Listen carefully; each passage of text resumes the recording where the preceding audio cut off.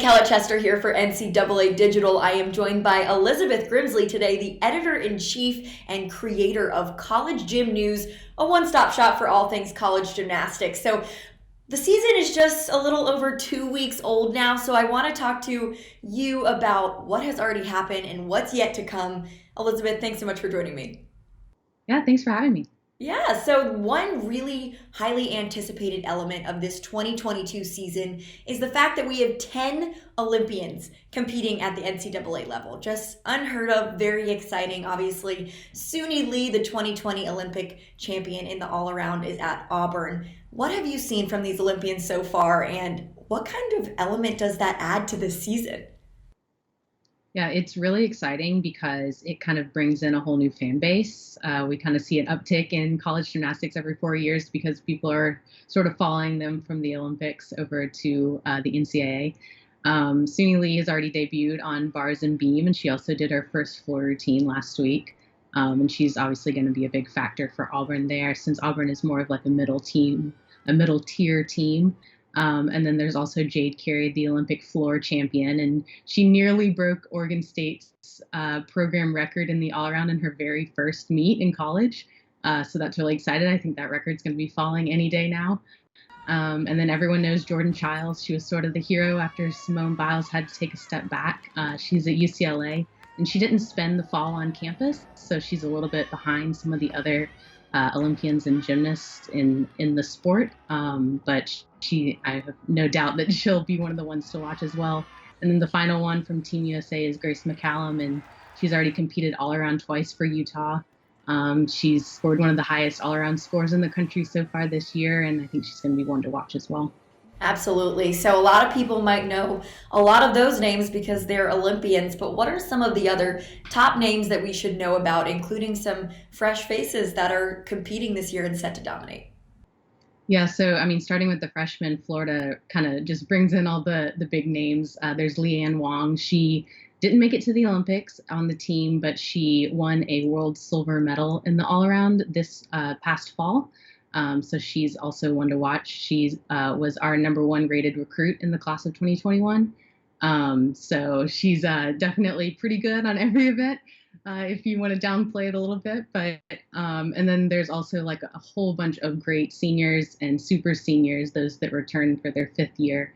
Trinity Thomas is coming off of 2 10s in the last meet, one on vault and one on floor. She was only the 12th gymnast in NCAA history to complete the gym slam, which is a 10 on every event. And then there's Lexi Ramler and Lauper at Minnesota. They're big all-around contenders. Lindsey Brown at Denver is really exciting to watch. She almost had the all-around title at last year's national championships, but fell on vault in the last rotation. But I thought she was going to do it, so she's kind of coming back for that revenge tour this year. And I mean, there's just so many others that we don't even have time to name, but I mean, more freshmen, and there's a couple of Olympic alternates, and it's just a very exciting time in NCAA gymnastics this year. Yeah, obviously we could go all day with this. So many superstars in college gymnastics this season especially, but obviously it's a team sport ultimately. College Gym News highlighted its top 4 teams going into 2022. Can you take me through those top 4 teams and why you feel that they're championship contenders?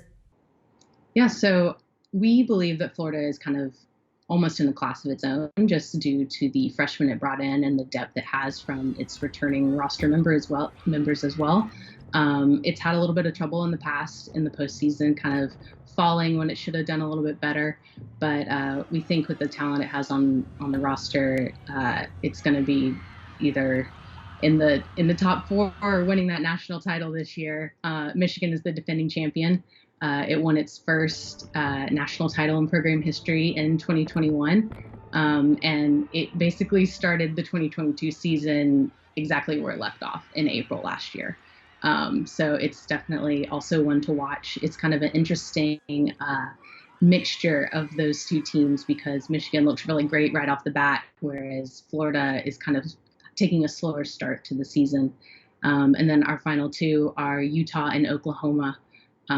So Utah is kind of one of the great teams in college gymnastics history. It has 9 NCAA national titles and 10 overall, since it won one before the NCAA sponsored women's gymnastics. But it's always one to watch. And then you can't talk about title contenders without talking about Oklahoma. KJ Kindler, the head coach, just sort of always seems to know how to get her team up there.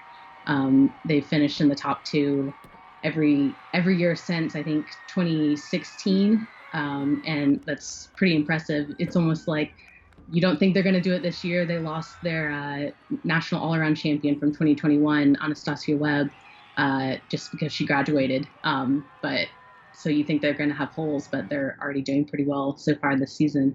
And like I said, you can never count them out. Yeah, so aside from who's in contention for a national title, what are some other storylines that you think we should all be following this season? Yeah, I mean, we can't go on without talking about COVID. Unfortunately, we've already seen so many cancellations and kind of mix-ups with the various meets so far this season. We're only 2 weeks old. Teams kind of jumping around. Their meet gets canceled. They join another meet. That meet gets canceled. They join another meet. But I don't foresee it having any long-term effects on the season. I think things will hopefully work themselves out. Last year we had a couple issues where a number of teams had to pull out of the postseason, which was really disappointing. But I think teams are definitely either more conscious of it now, or they're kind of doing what they can and being more flexible this year.